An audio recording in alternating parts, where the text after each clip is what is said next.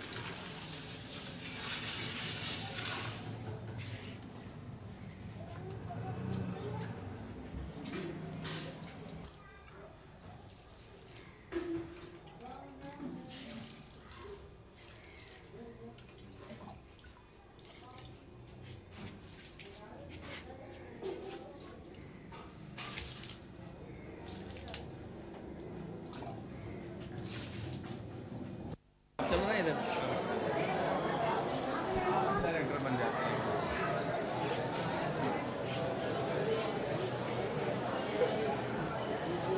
क्या है क्या है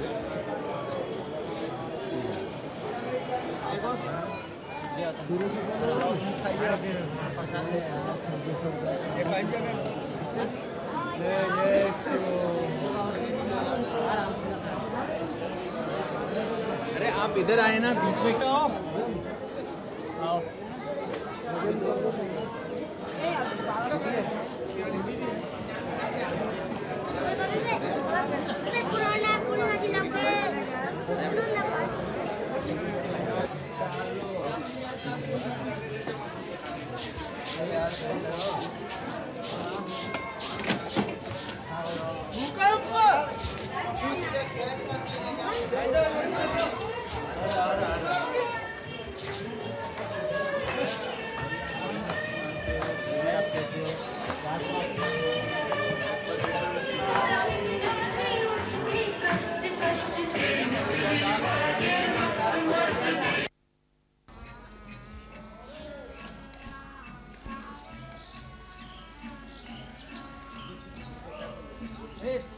तो पीछे से वो आदमी आ रहा है अंदर, टर्न बैक गया हुआ अंदर, छोड़ो तो गया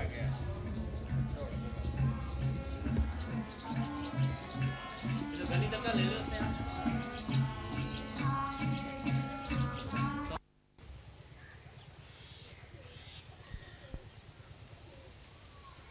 इधर चलो यार, इधर नहीं देखो, ऊपर देखो बस। हाँ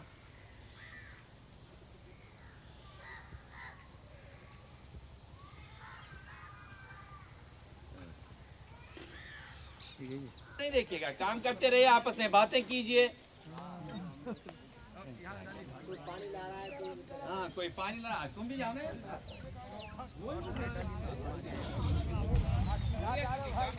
बातें करो, बातें करो, कवर नहीं करो।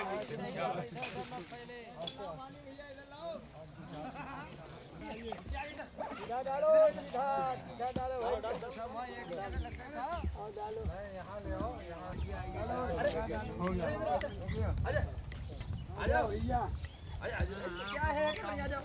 अरे आ जाओ, अरे आ जाओ, शर्म काहे की यहाँ है, आ जाओ ले।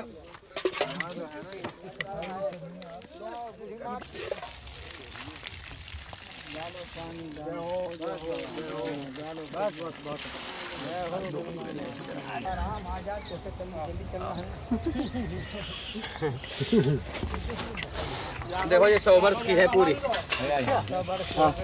ये महात्मा 100 वर्ष की है। आगे कदम में डाल दीजिएगा। अब डालो तो डालो फिर हाथ, ये डाल तेरे हाथ लगा फोटो आ जाएगा, तू नहीं रहोगी तो सब चलेगा। और क्या ले ले, चलो तेरे साथ में डाल दिया। माता राम की जय। उधर मत देखो, देखो इधर। इधर करते रहो। बोल कुंज बिहारी लाल की जय। जय श्री राधे राधे राधे राधे राधे। चलो आप मेरे से बात करेंगे। महाराज जी, आपको कैसे लगा कि आप लोगों को भी पेड़ लगाने चाहिए? आप तो अपना तप और मनन में ही लगे रहते हैं। ये जब से ये WWF जसरों में यहाँ संजय बाबू हमारे इनके साथ कई एक लोग आते थे, परिक्रमा में चारों तरफ एक परिक्रमा ही किया करते थे। अकस्मात इनसे परिचय हुआ, इन्होंने अपनी सारी योजनाएं बताई। फिर इन लोगों ने, इनकी संस्था ने काफ़ी यहाँ प्रयास किया। उस प्रयास के कारण हम लोगों की भी भावनाएं जागृत हुई, और उसके साथ साथ वृक्षों में जो रुचि हम लोगों की थी जागृत हुई, और उसके जो उससे मिलने वाले लाभ हैं उनके प्रति आकर्षण हुआ। इस प्रकार धीरे धीरे हमारे लोगों की उसमें श्रद्धा बढ़ती गई, रुचि बढ़ती गई। लेकिन यहाँ पर वृंदावन में तो पहले भी वृक्ष थे, गायब कैसे हो गए, क्यों हो गए? वृक्ष गायब होने के पीछे कई एक रहस्य हैं। सबसे पहला रहस्य, भारत की सरकार, जब से भारत स्वतंत्र हुआ, स्वतंत्र होने पर भारत सरकार ने वृक्ष काटो एक आंदोलन जैसा चला दिया, और आज भी उसका कुछ रूप देखने को मिलता है, प्रारूप, जो वृक्ष काटे गए टटिया आश्रम के, जहाँ का महात्मा एक भी पत्ती तोड़ना पसंद नहीं करता है। कोई भी वृक्ष की यदि पत्ती तोड़े तो वो हाथ तोड़ना पसंद करता है, पत्ती तोड़ना पसंद नहीं करता है। दंत धावन के लिए दतून भी नहीं लेने देता है। और जहाँ के महात्मा लगभग 20-25 महात्मा कल रोकते रहे, और जबरन वृक्ष यहाँ के बिजली विभाग वाले ने, जो कोई बिजली लगा रहे हैं, क्या नाम, ठेकेदारों ने, इन्होंने वृक्ष काट ही डाले। जो कम से कम 100-100, 150 वर्ष पुराने वृक्ष थे वो भी काट दिए गए। हरे भरे वृक्ष जिनसे कोई नुकसान नहीं किसी प्रकार का था, बिजली हटाई भी जा सकती थी, नई लाइन लग रही है, इधर उधर की जा सकती थी, लेकिन फिर भी काट दिए गए। लगभग 8-10 वृक्ष कल काट दिए गए। इसी प्रकार उस समय गवर्नमेंट ने एग्रीकल्चर के लिए भूमि उपयोगी थी, उपयोगी समझकर और सारे के सारे वन कटवा दिए थे। उस समय यहाँ का बुद्धिजीवी, यहाँ का महात्मा, यहाँ का नागरिक हर एक ये चाहता था कि किसी भी प्रकार वृक्ष न काटे जाएं। मना भी किया बुद्धिजीवियों ने, लेकिन सरकार नहीं मानी, वृक्षों को कटवा दिया गया। पीढ़ियाँ बदलती गई, नई संतान जो आई उसके प्रति, वृक्षों के प्रति जो आकर्षण था वो नष्ट हो गया। वो भूल गया क्या हमारी संस्कृति है, क्या हमारी विरासत थी, भारतीय संस्कृति क्या थी। लेकिन अब बुद्धिजीवी की बात मान रहे हैं, आपका मतलब है यहाँ इस समय तो बुद्धिजीवियों की बात चल रही है। वृंदावन की तो पेड़ कट गया नहीं, वो ये ठेकेदार लोग नहीं मान रहे, ये राजनीति से प्रेरित लोग नहीं मान रहे। ये राजनीति की यहाँ राजनीतिक प्रेरणा थी। ये ऐसा था कि यहाँ के साधु प्राय यहाँ भारतीय जनता पार्टी के हैं। जितना साधु वर्ग है वो राम जन्मभूमि आंदोलन को लेकर भारतीय जनता पार्टी को सपोर्ट करता है।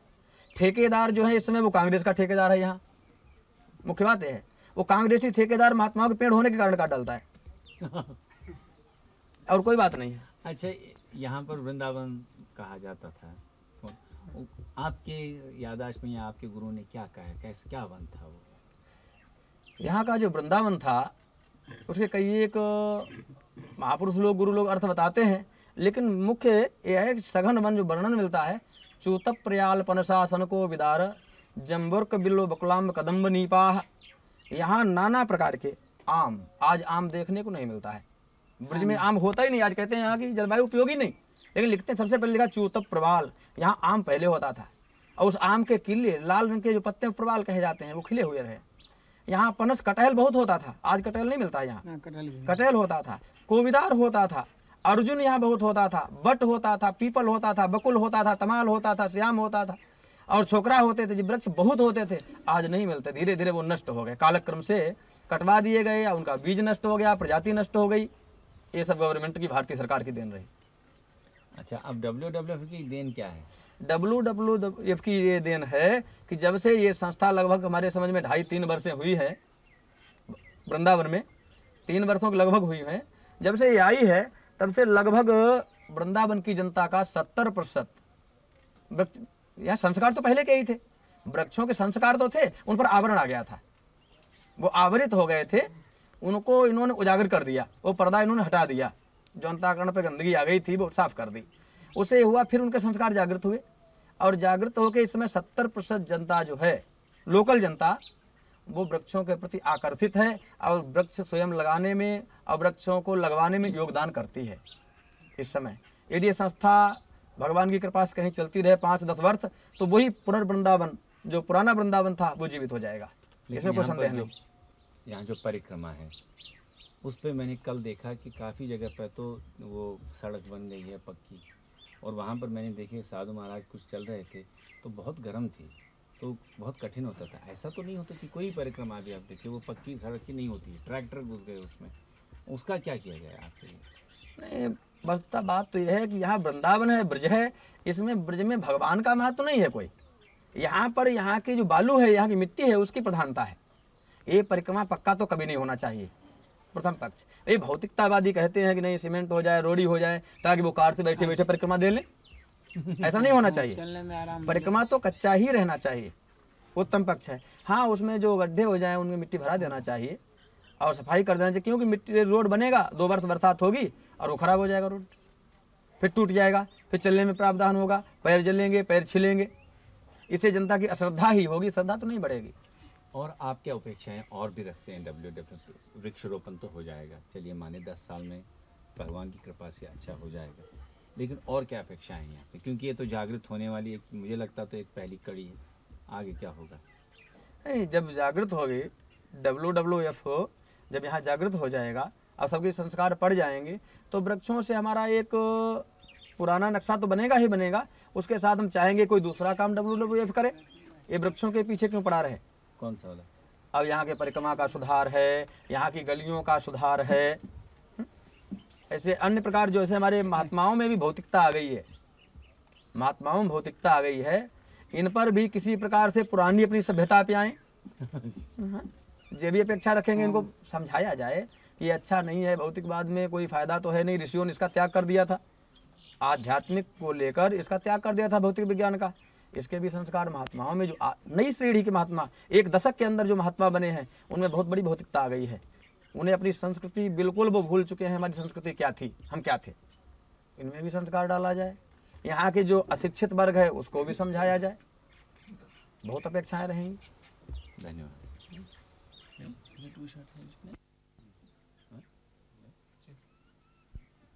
हरि ओम स्वस्ति न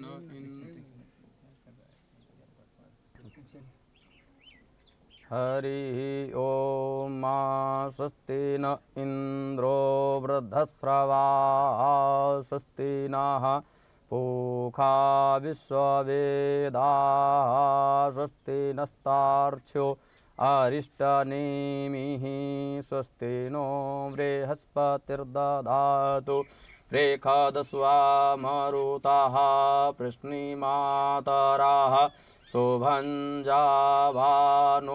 विदथे खोजग्मयाः अग्निजिह्वा मनवः सूरचक्षसो विश्वेनो देवा अवसागमन्यः भद्रं कर्णेभिः शृणुयाम देवा भद्रं पश्येमाक्षभिर्यजत्राः स्थिरैरङ्गैस्तुष्टुवागुंसस्तनुभिर्व्यसेमहि देव एताञ्जदायुः।